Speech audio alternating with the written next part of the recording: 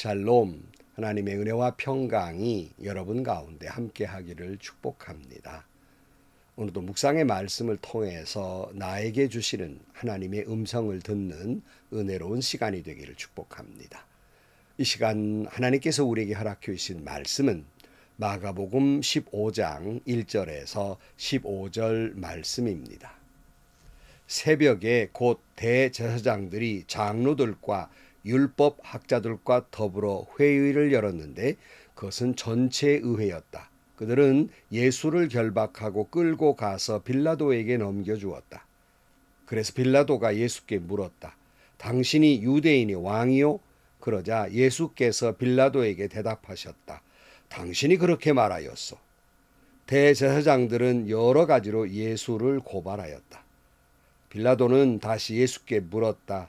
당신은 아무 답변도 하지 않소? 사람들이 얼마나 여러 가지로 당신을 고발하는지 보시오. 그러나 예수께서는 더 이상 아무 대답도 하지 않으셨다. 그래서 빌라도는 이상하게 여겼다. 그런데 빌라도는 명절 때마다 사람들이 요구하는 죄수 하나를 놓아주곤 하였다. 그런데 폭동 때에 살인을 한 폭도들과 함께 바라바라고 하는 사람이 갇혀 있었다. 그래서 무리가 올라가서 자기들에게 해주던 관례대로 해 달라고 빌라도에게 청하였다. 빌라도가 말하였다. 여러분은 내가 그 유대인의 왕을 여러분에게 놓아주기를 바라는 거요?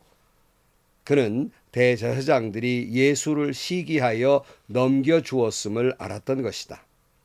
그러나 대제사장들은 무리를 선동하여 차라리 바라바를 놓아달라고 청하게 하였다.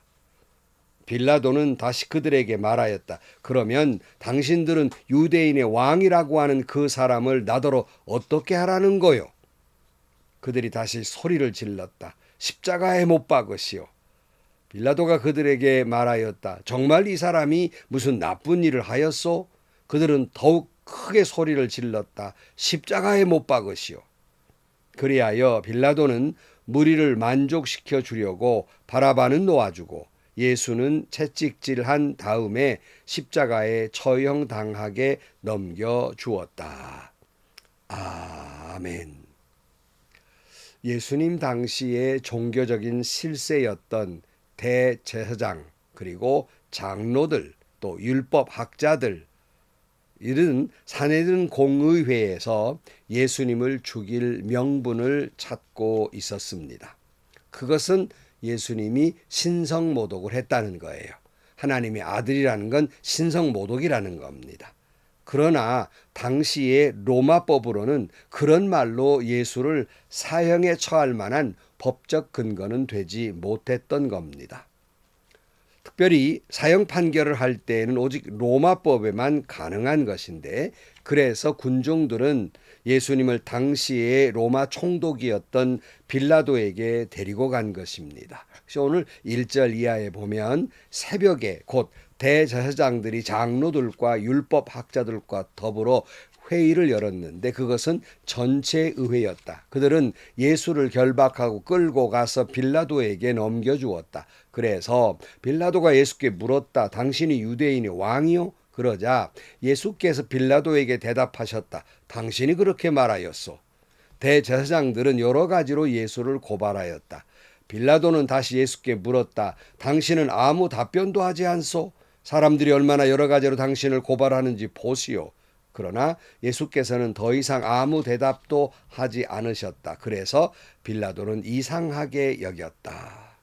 빌라도가 예수님께 당신이 유대인의 왕이요라고 물었을 때 예수님이 그렇다라고 대답을 하세요. 당신 그렇게 말하지 않느냐 하는 것이죠. 그러나 다시 빌라도가 저 사람들이 여러 가지로 당신을 고발하는데 왜 당신은 스스로 아무런 변론을 하지 않느냐라고 물었을 때 예수님은 아무런 대답을 하지 않으십니다. 그러니까 산헤드린 공의회에 거짓 증인들을 내세워서 예수님을 죽일 명분을 찾고 있을 때 그가 자연히 앞뒤가 맞지 않는 거짓 증인들이었지만 그러나 예수님은 아무런 항의나 답변을 하지 않으십니다. 그러나 당신이 메시아냐고 물었을 때에는 당당하게 그렇다라고 대답을 하세요. 침묵할 때와 말할 때가 구별되고 있음을 알 수 있습니다. 예수님은 자신을 거짓으로 고발하는 사람들 앞에서는 아무런 변명을 하지 않습니다. 그러나 메시아냐고 물었을 때는 그렇다라고 대답을 하신 거예요. 왜 그랬을까? 그것은 다른 사람들의 거짓 증언이나 고발에 대해서는 뭐 더 이상 대답할 가치를 느끼지 않는 겁니다. 또 그들의 거짓 증언으로 인해서 변명도 하지 않은 것은 바로 그런 과정을 통해서 예수님이 십자가에 달려 죽으셔야 했기 때문에, 모든 사람들의 죄를 용서하셔야 했기 때문에 아무런 대답을 하지 않으셨던 겁니다. 사랑하는 성도 여러분, 우리도 믿음 생활하다 보면, 또 신앙을 지키다 보면 애매한 고난을 당할 때가 있습니다. 그럴 때 우리는 예수님처럼 그냥 입을 다물 일입니다. 왜냐하면 하나님은 다 알고 계실 것이고, 그런 과정을 통해서 하나님의 뜻이 이루어져 가는 것이기 때문입니다. 그러나 신앙인이 입을 열어야 될 때가 있어요. 목에 칼이 들어와도 당당하게 외쳐야 할 때가 있습니다. 그것은 예수가 메시아냐라고 누가 묻거든 그것은 외치며 살아야 됩니다. 예수를 믿으면 너와 내 집이 구원을 얻는다 외치며 살아야 합니다. 누가 내 입을 틀어막더라도, 요즘 입틀막이라는 게 유행하는데요, 누가 우리의 입을 틀어막더라도, 총칼로 위협하더라도 예수는 그리스도라고 외치며 살아야 할 일이라는 말씀입니다. 그러나 우리가 사명의 길에서 누가 나를 힘들게 하고 상처를 입히고 괴롭게 한다 할지라도 모든 것 그냥 주님 앞에 다 쏟아놓고 토스장으로 끌려가는 양처럼 묵묵히 그 사명의 길, 예수님이 가셨던 그 모습처럼 그렇게 묵묵히 십자가의 길을 걸어가는 여러분들이 되시기를 축복합니다. 오늘 6절입니다. 그런데 빌라도는 명절 때마다 사람들이 요구하는 죄수 하나를 놓아주곤 하였다. 그런데 폭동 때에 살인을 한 폭도들과 함께 바라바라고 하는 사람이 갇혀 있었다. 그래서 무리가 올라가서 자기들에게 해준 관례대로 해달라고 빌라도에게 청하였다. 빌라도가 말하였다. 여러분은 내가 그 유대인의 왕을 여러분에게 놓아주기를 바라는 거요? 그는 대제사장들이 예수를 시기하여 넘겨주었음을 알았던 것이다. 뭐 요즘도 그렇지만 명절 때나 특별 사면이라는 게 있죠. 그래서 죄수들을 놓아주는 그런 제도가 있었습니다. 빌라도는 예수님을 놓아주려는 요량으로 이 법을 가지고 나선 거예요. 왜냐하면 로마법으로는 예수님을 십자가에 못 박을 만한 명분이 없기 때문에, 죄목이 없었기 때문에 그렇습니다. 당시의 종교는 모든 종교를 용인하고 있기 때문에 설사 내가 하나님이다 그래도 그를 죽일 죄가 되지 않는다는 거예요. 유대인들은 그렇게 펄펄 뛰어도 내가 하나님의 아들 메시아다라고 그렇게 한다고 신성모독이라고 펄펄 뛰어도 로마법으로는 십자가에 못 박을 만한 죄목이 아니었던 것입니다. 그리고 이미 빌라도는 이렇게 자꾸 예수님을 죄인으로 몰아가는 것은 당시의 대제사장, 종교 지도자들, 장로들이 예수님을 시기해서 죽이려고 하는 것, 군중들을 선동한다는 것을 알고 있었기 때문에 할 수만 있으면 예수님을 십자가에 못 박지 않고 방면해 주기를 원했던 겁니다. 그러나 빌라도는 혹시라도 그랬다가 이들이 폭동을 일으키면 어떡하나 하는 걱정거리가 있었고, 마침 폭동을 일으킬 때 살인한 사람들 중에서 바라바라고 하는 사람이 있었어요. 설마 그 살인자와 예수님과 견주어서 둘 중에 누구를 놓아줄까 했을 때 설마 군중들이 살인자에 견주어서 예수를 십자가에 못 박으라고는 하지 않겠지라고 싶어서 물어봤던 겁니다. 그러나 군중들은 빌라도의 그 의도와는 달리 예수님을 십자가에 못 박고 바라바를 놓아달라고, 살인자를 놓아달라고 외쳤던 거예요. 무서운 겁니다. 한번 사람을 시기하고 질투하면 보이는 게 없는 거예요. 이치나 어떤 원리를 따지지 않습니다. 무조건 죽여야 되겠다는 생각밖에 없는 것이거든요.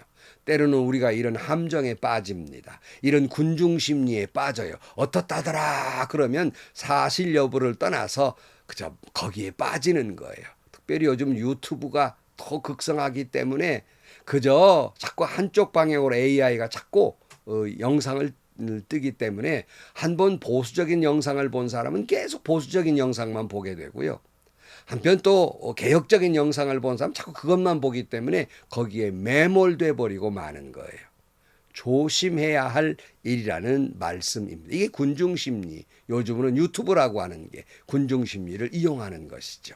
11절입니다. 그러나 대제사장들은 무리를 선동하여 차라리 바라바를 놓아달라고 청하게 하였다. 빌라도는 곤란하게 됐어요. 예수님을 십자가에 못 박을 만한 명분은 없는데 자꾸 예수님을 십자가에 못 박으러니 어떻게 해야 할까 걱정거리죠. 그래서 이렇게 물었습니다. 12절이에요. 빌라도는 다시 그들에게 말하였다. 그러면 당신들은 유대인의 왕이라고 하는 그 사람을 나더러 어떻게 하라는 거요? 답답한 일이죠. 죄목이 없는데. 13절이면 그들이 다시 소리를 질러다 십자가에 못 박으시오. 빌라도가 그들에게 말하였다. 정말 이 사람이 무슨 나쁜 일을 하였소? 그들은 더욱 크게 소리를 질렀다. 십자가에 못 박으시오.